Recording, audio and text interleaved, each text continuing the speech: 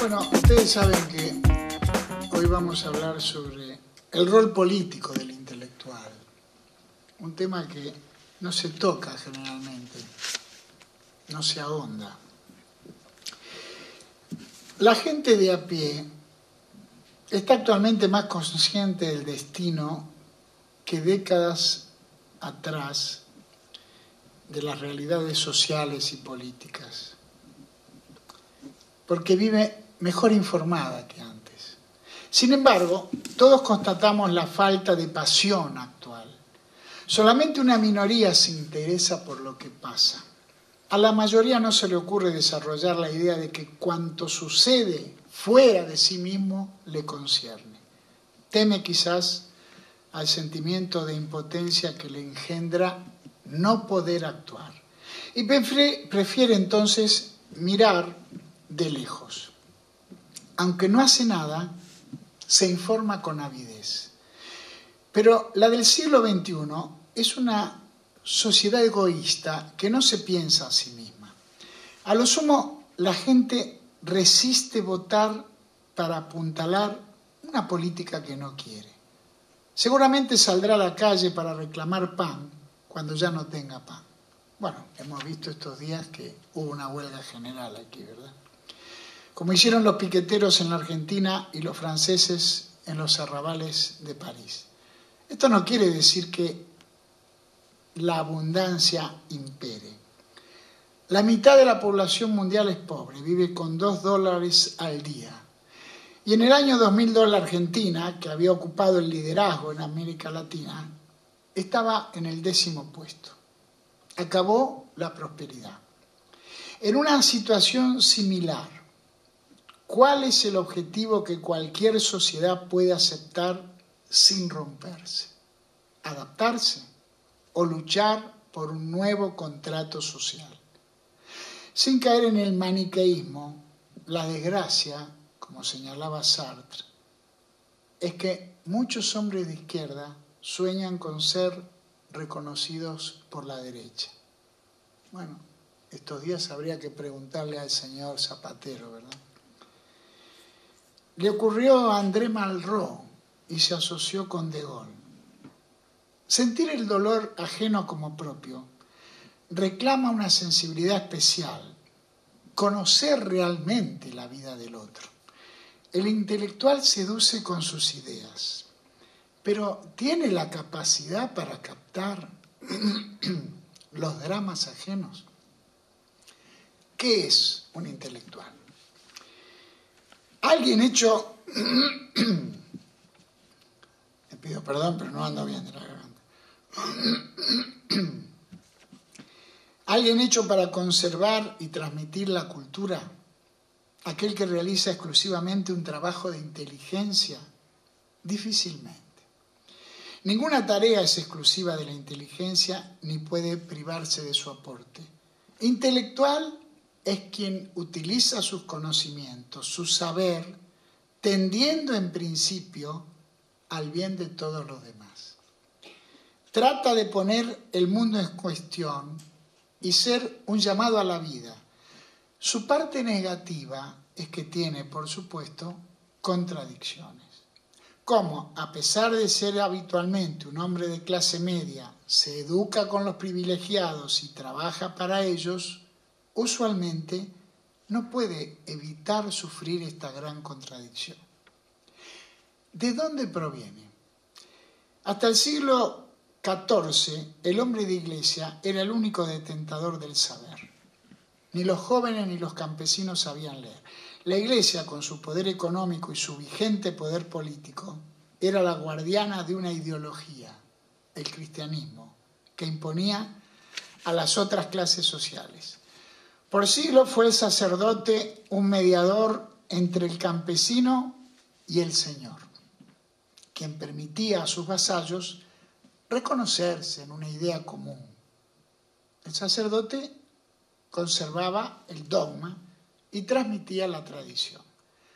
Con la burguesía comercial aparece el comerciante y entra en conflicto con la iglesia por la condena de esta, verbal creo, a la usura. La burguesía desarrolla el capitalismo adaptando la ideología de la Iglesia, conservar las tradiciones. De esa burguesía nacen, por dos crisis, la Reforma, es decir, el protestantismo, que termina siendo la ideología del capitalismo comercial, y la contrarreforma de los jesuitas, que dan nacimiento a la teoría del crédito.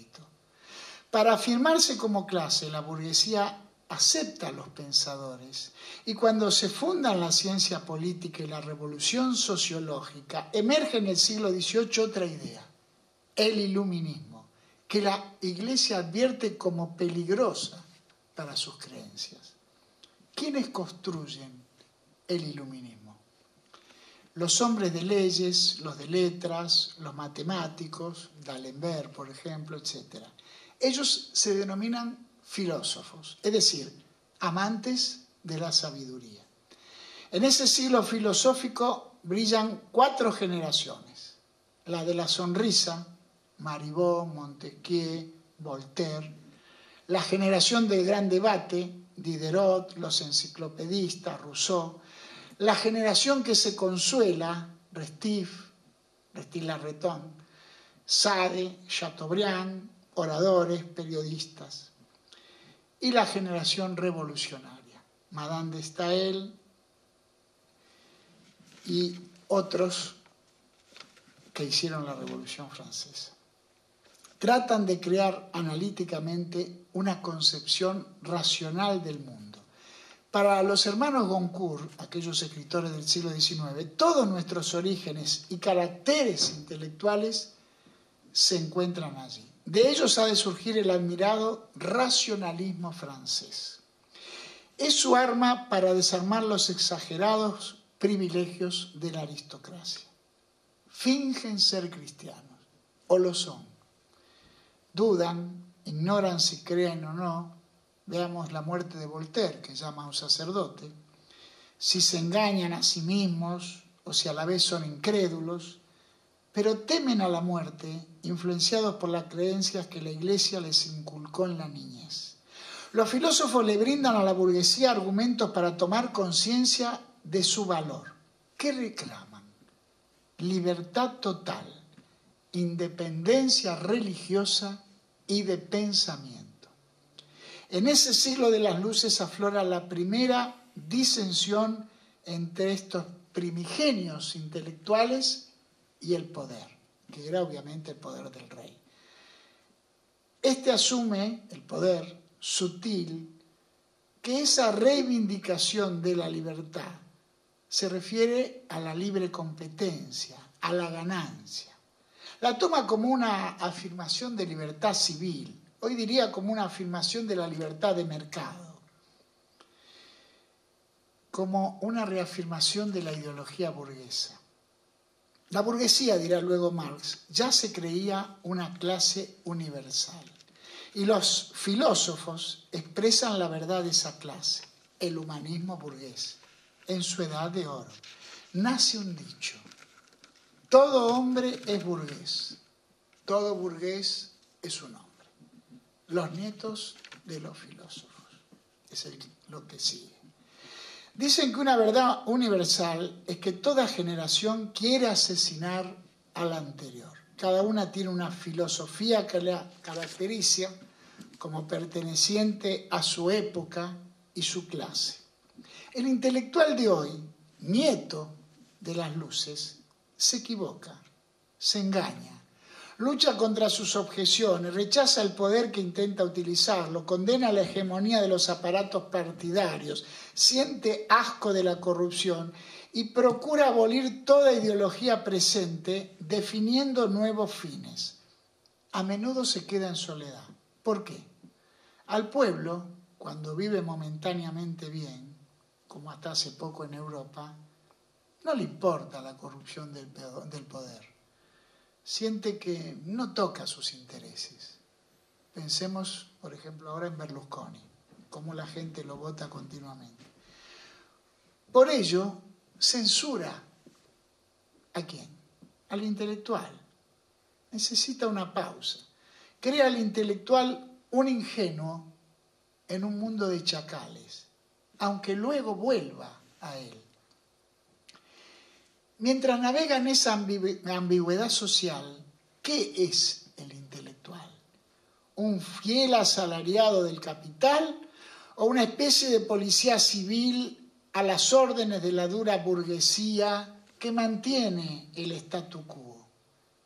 Indudablemente, no se ve a sí mismo como asalariado. Se ve como un profesor o un filósofo que enseña en una universidad o un médico prominente. Obviamente, ignora que sus problemas son los mismos de un asalariado. Esto lo lleva a resistir cuando otros cuestionan su saber. Tal vez se siente en perpetua contradicción. Sartre decía, hace lo contrario de lo que quiere y ayuda a oprimir a la gente que debería querer liberar. Algunos son personas a las que jamás se les ocurrió la idea de discutir su actuación como intelectuales. Impugnan todo menos a ellos mismos. Se piensan como aquel que provee las teorías, no que las hace efectivas. No obstante, como ejemplo, baste recordar que en el siglo XX los intelectuales, aún los más honestos, se equivocaron terriblemente al apoyar al fascismo, al nazismo o al estalinismo. Pensemos en Pío XI, el Papa, diciendo que Mussolini era el hombre más grande que había conocido. Le siguieron el genial Pirandello y muchos más. O recordemos al filósofo Heidegger, elogiando perruno a Hitler, o a Neruda, André Gide y tantos otros mimando obsecuentes al asesino Stalin. ¿Acaso el intelectual es un mal necesario? ¿Por qué se mete en lo que no le concierne? ¿Por qué sale de su profesión, ejemplo el trágico doctor Favaloro, un sabio que, impotente para llamar la atención de los poderosos, se suicidó con un tiro en el corazón, que era lo que él salvaba en la gente? ¿Por qué entonces critica el poder establecido en nombre de una concepción moralista del hombre? Sucede que a medida que crecemos, aprendemos que la justicia es gradual y que con el progreso se despierta en la sociedad la conciencia de que su composición es imperfecta, debido a lo cual asoman las desigualdades que afligen a la humanidad. Al ser la mayor amenaza para la paz la desigualdad entre las clases sociales, el intelectual comprende que debemos cambiar, ¿qué cosa? Esta sociedad. Hagamos memoria. La diferencia de ingresos entre ricos y pobres era hace 35 años de 8-1. Luego, en los años 80, época de éxito de la política de Reagan, aumentó a 25-1 para llegar en la actualidad a ser en los países de América Latina realmente escandalosa. 70-1. 70-1. Sin embargo, ¿por qué la mayoría de los intelectuales, tanto en los países desarrollados como en los llamados en desarrollo, callan esto, lo disfrazan, lo justifican? Primero se cubrieron jurando que tras la caída del comunismo en 1989 habían cesado las ideologías, al arribar el fin de la historia pronosticado por Fukuyama. Esto se comprobó que es falso. Así el intelectual perdió credibilidad y hoy admite que habla sin saber a quién. ¿La culpa es solo suya, de él o de los demás? Ocurre que el intelectual siempre está divorciado. El poder le reprocha su ambigüedad y el pueblo su aparente inacción. Parece un responsable. Algunos lo acusan de ser débil y engañar a la gente con su elitismo. Borges tan cerca de Videla y Pinochet, por ejemplo. Otros lo acusan de utilizar su minúsculo poder para favorecer a un gobierno. Malraux a De Gaulle, Sábato a Alfonsín. Y los demás allá lo acusan de no saber hacerse escuchar por la gente. ¿Por qué? Tal vez porque alguno rehúsa cuestionarse, pues ama su cómodo lugar en la sociedad. Otro, aún estando bien pago, se siente disconforme y denuncia las represiones estatales, la de los grandes monopolios o las de la concentración económica. Repudiado en los medios, entiende que es alguien de clase media que sobra, vive al margen. Entonces, ¿en qué se convierte? En un opresor oprimido que, consciente de serlo, está del lado de los oprimidos. A menudo produce sospecha, pues siendo un rebelde, es decir, un traidor en potencia al poder, busca lograr una toma de conciencia primero para sí mismo y después para los demás. Esta clase de intelectual no ignora que el saber es también un elemento esencial del poder y que el poder, aún involuntariamente, se siente cercano al saber del intelectual.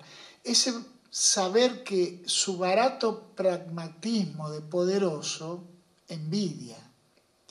Esta contradicción se resuelve analizando la conducta de los dos tipos de intelectuales.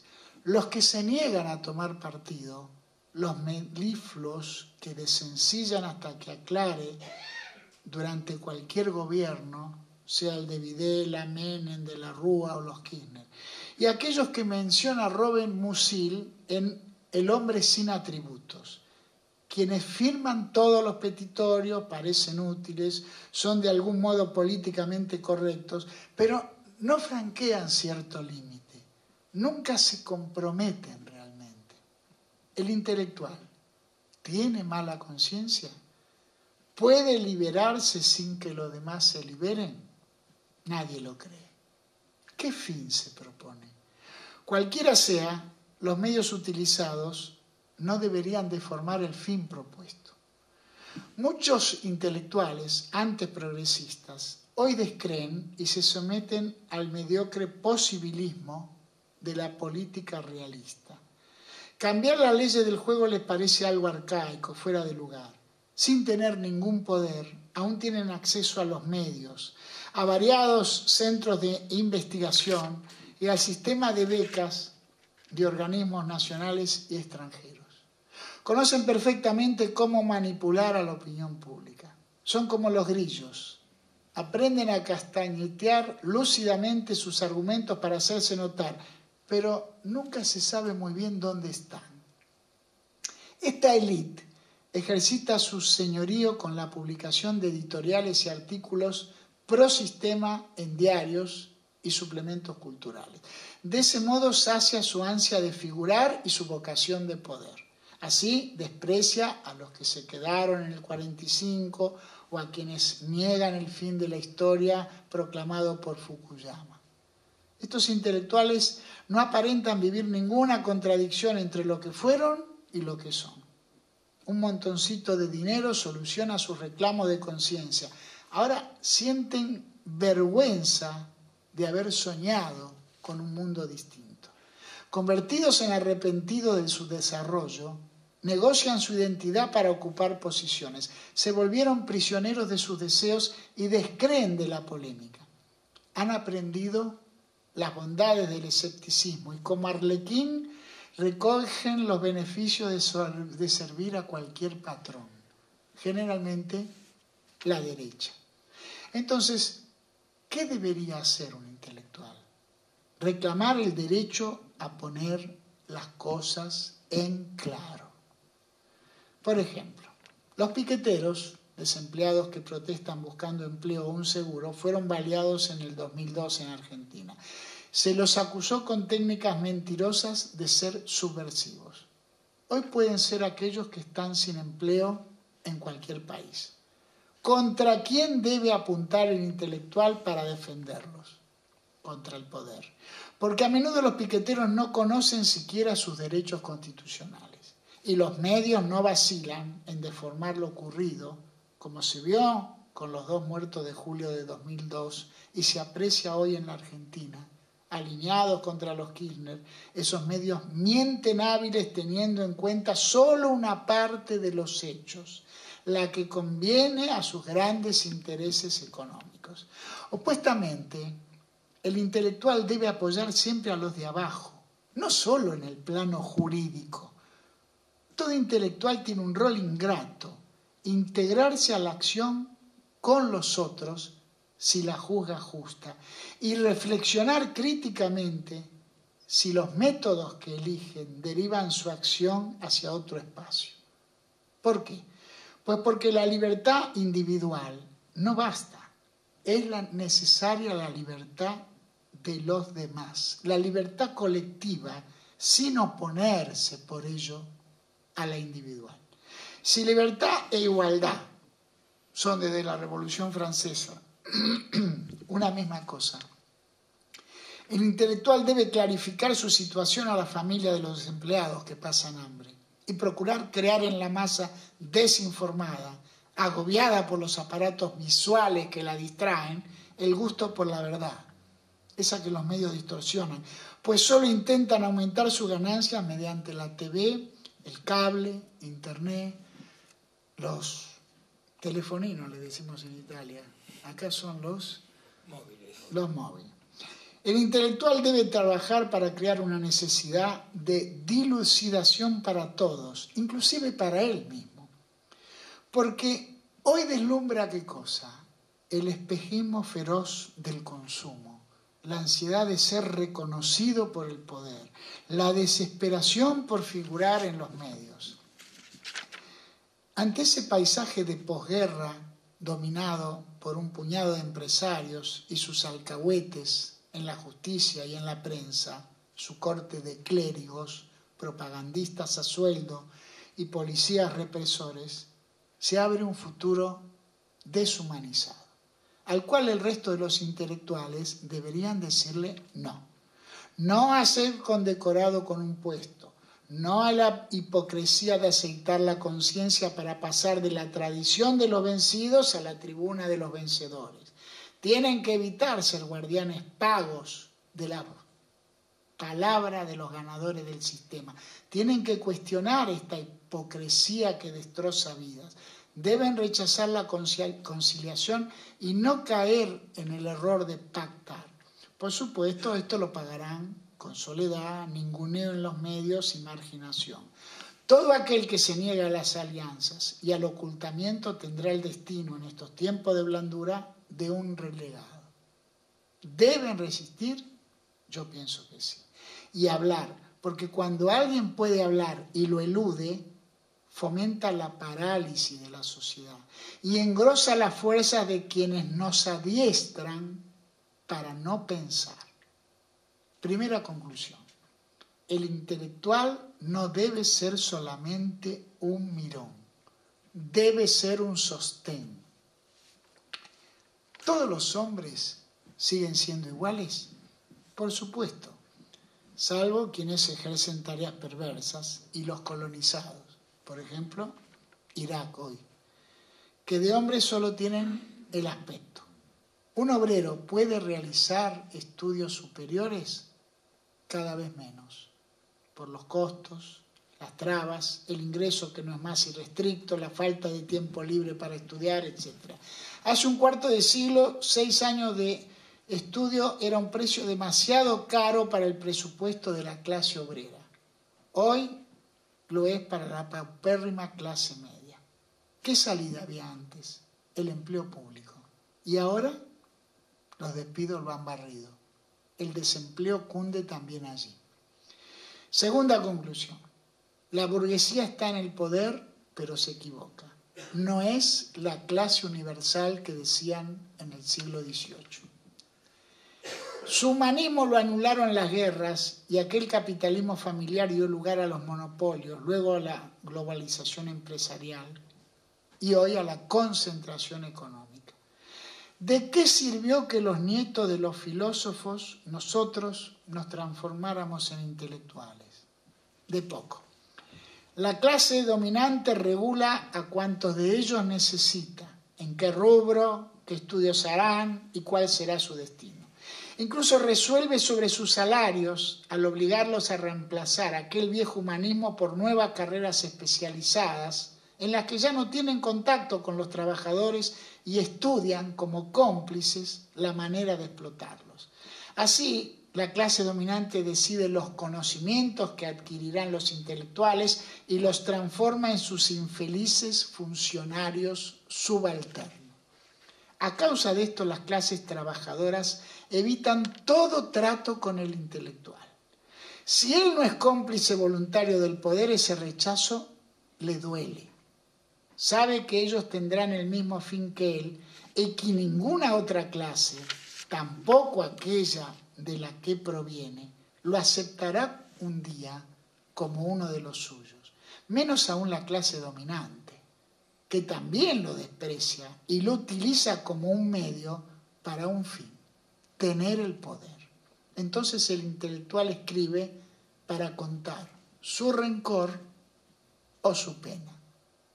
El escritor como intelectual. Así, con el tiempo, la filosofía dejó de ser contemplativa y se transformó en literatura. El escritor, lo sabemos, se expresa mediante el lenguaje. Podríamos decir que, como especialista del lenguaje, es un intelectual, o al menos puede estar en el mismo bando, ya que un libro siempre devela una parte del mundo. Atención, no cualquiera que escribe un libro es un escritor.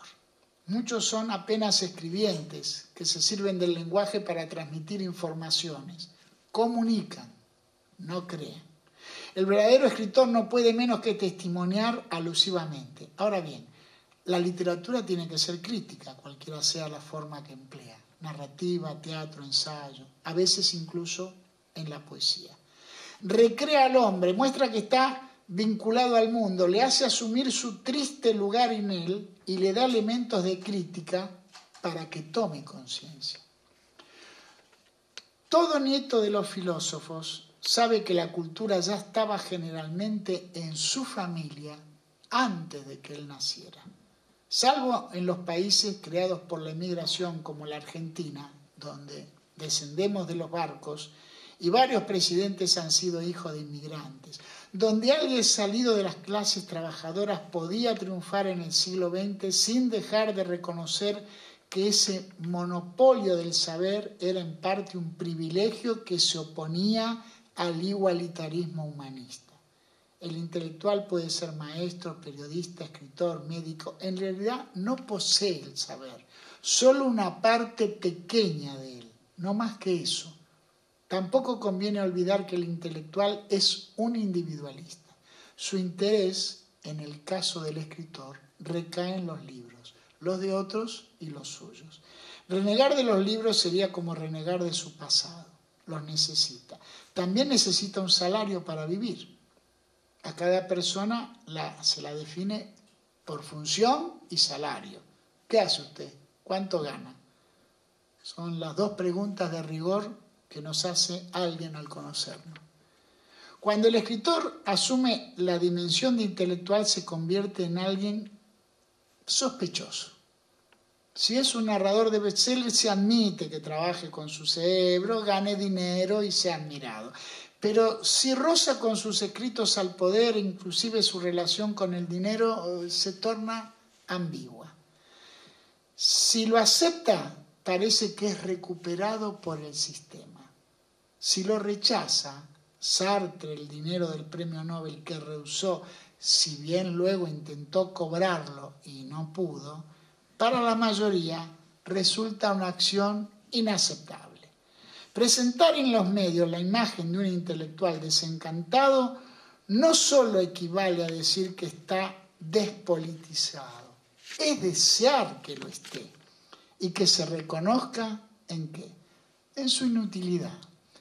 Muchos lo reportean esperando que admita ser un fracasado, como Scott Fitzgerald, el narrador norteamericano, cuando se autoflagelaba en el libro El Crack-Up. Si bien el tiempo le hizo justicia, y ahora lo admiran como genio de la literatura. Hoy lo estudian por su leyenda, por su mujer Zelda, por su alcoholismo, por la fortuna que ganó y despilfarró en la década del 20 para luego morir en la pobreza. Pero nunca leí que alguien lo estudiara por haberse reconocido como intelectual de izquierda. Hay escritores como Proust, Joyce y Borges que solo comparten la iglesia invisible de quienes integran su privada familia literaria. Otros, como Zola y Víctor Hugo, están siempre al servicio de las grandes causas, la injusticia, el hambre. Algunos viven ajenos al entorno político, aún el de la revolucionaria comuna, como el gran Flaubert, para quien es seductor todo cuanto observa apenas durante un rato. Otros, como Balzac, buscan reflejar en su obra toda una enseñanza social y en realidad se convierte en un genio que relató a su época, pero él quería trepar al sentirse un aristócrata frustrado. Algunos socialmente pendulares, como Faulkner, Pavese y Hemingway, dudan encorsetados en sus graves torturas personales. Otros, como Paul Valéry, son fanáticos del saber antiideológico y sugieren que la literatura pura es todo. Algunos, como Malraux, Sartre y Norman Mailer, recientemente fallecido, actúan a la búsqueda de la gloria. Otros refinados, como Adrien La Rochelle, fascista seducido por Victoria Ocampo y Hitler, toman partido por la ruindad y luego, al fracasar esta, se suicidan. Algunos, como Scofield y Moravia, fingen frivolidad para ocultar su verdadero yo. Otros, poéticos de corazón gozoso como Pasternak, rechazan por amor todo el dinero ofrecido a los vencedores. Algunos, como Sábato y Rodolfo Walsh, yerran al elegir su grupo político, pero de un modo u otro militan siempre a favor del hombre.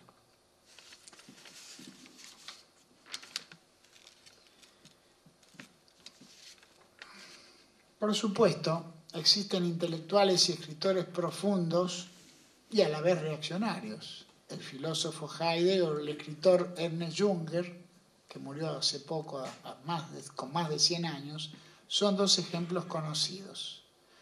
Entonces me pregunto, ¿Voltaire y Diderot habitan solos en su lugar? Para nada. Todos los nombrados fueron inconformistas e intermediarios entre el universo y el individuo. Yo personalmente pienso que entre ellos quizás solamente Zola, Malraux, Sartre, Sábato y Rodolfo Walsh podrían acompañar espiritualmente a los iluministas, pues sostengo que escritor intelectual es aquel que no vacila en convertirse en sacerdote del compromiso. Reflexione quien escucha. ¿Cuál es el verdadero rostro que cree permanecerá en el corazón dolorido y apasionado de las futuras generaciones? ¿El de estos últimos o el de los superficiales que solo sacralizan la literatura?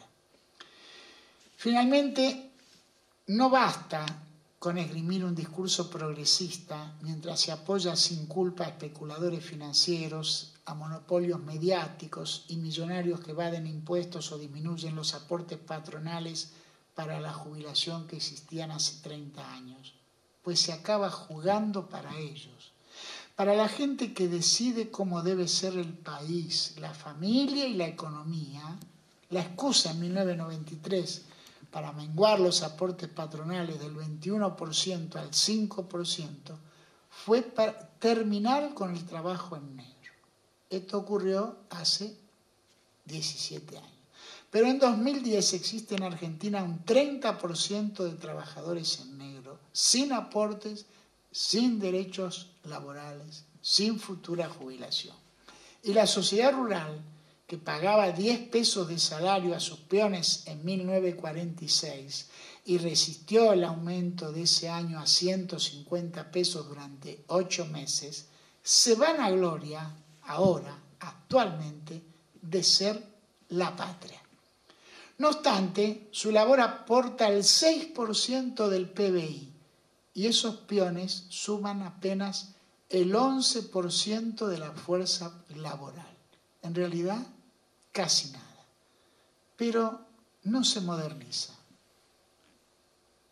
En las tareas rurales, el 75% de los peones sigue en negro, el 75%. Como el nuclear y causó sus Hiroshimas, digamos que la libertad es lo que cada uno hace de sí mismo. Callar frente a la concentración mediática es un déficit intelectual, igual que ignorar dónde se ubica uno, a quién se tiene enfrente y cuál es el límite de un proceso político. El intelectual sabe que no tiene derecho a callar. Dijo Sartre, cada palabra nuestra repercute, y yo agrego, y cada silencio también. Pero no debe aspirar a la perfección. En política, al pretender lo improbable, un gobierno virtuoso, se corre el riesgo de perder lo posible, uno imperfecto que ayuda a la gente. Por eso acoto, tengo reservas sobre los gobiernos de ambos Kirchner. Podían haber hecho más, o tal vez lo harán en el futuro.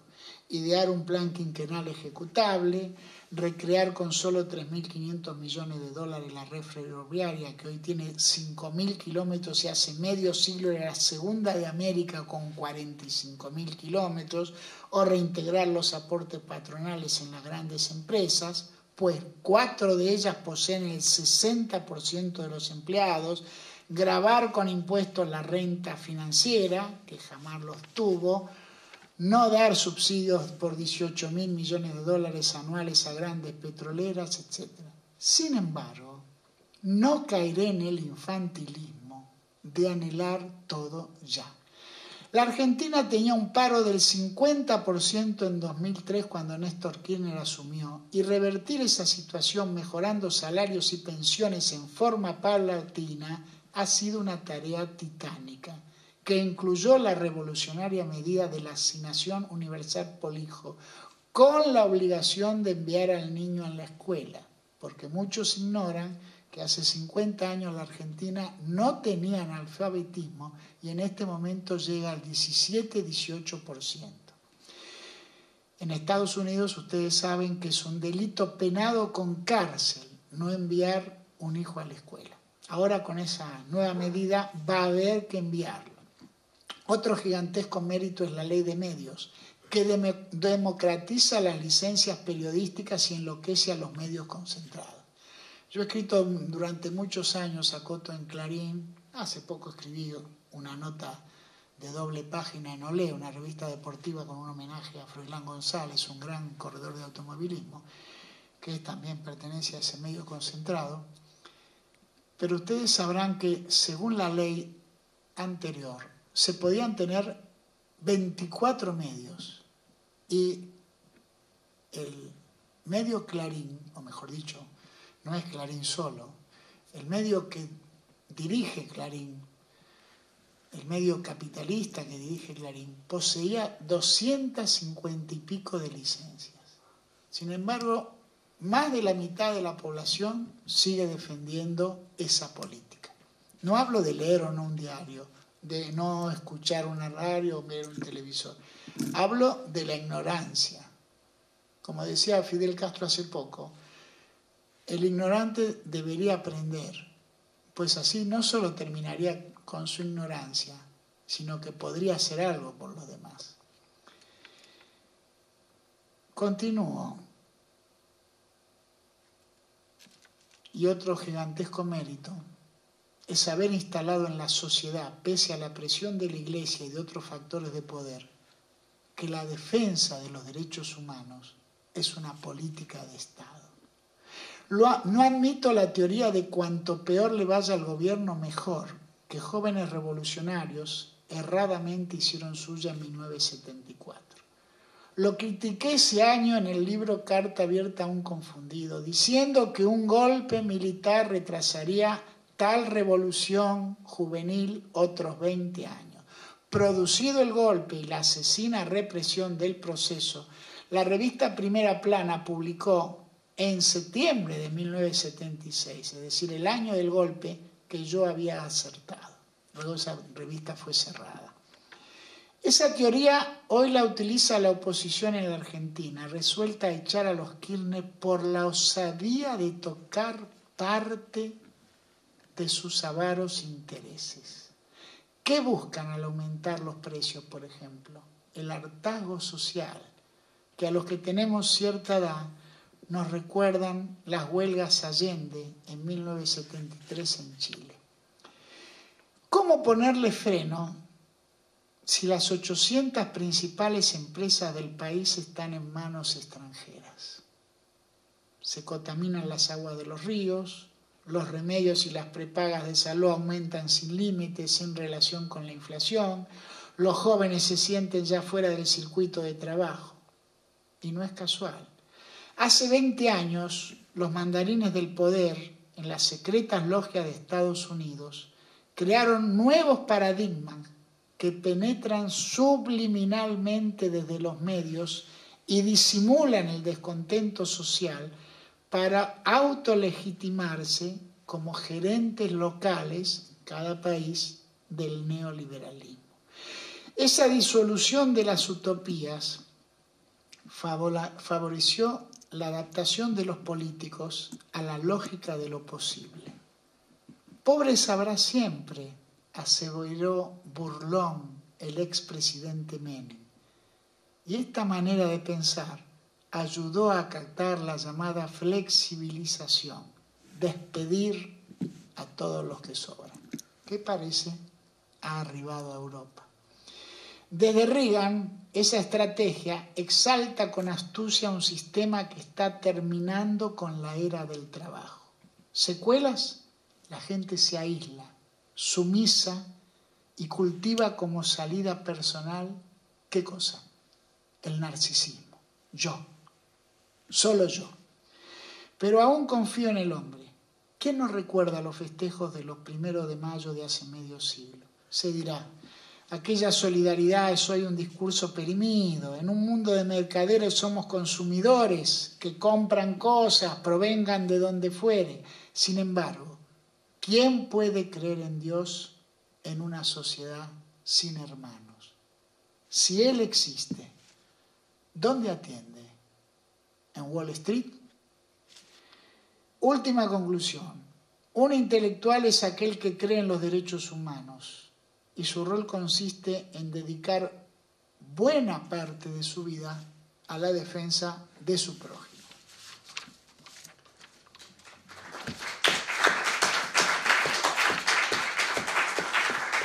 Muchas gracias, señores y señores.